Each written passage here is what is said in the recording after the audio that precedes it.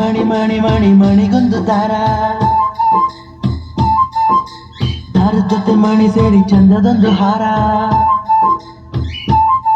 ತಾನಿ ತಂದಾನ ತಂದನ ತಂದಾನ ತಂದನ ತಂದಾನ ತಂದನ ತಂದಾನನ, ತಾನಿ ತಂದಾನ ತಂದನ ತಂದಾನ ತಂದನ ತಂದಾನ ತಂದನ ತಂದಾನನ.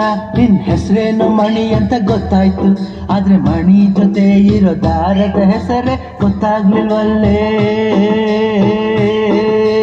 ಮಣಿ ಜೊತೆ ದಾರ ಇರಲ್ಲ, ದಾರದಲ್ಲಿ ಮಣಿ ಇರುತ್ತೆ ಅಂತ ಹೇಳಿ ಮಣಿ.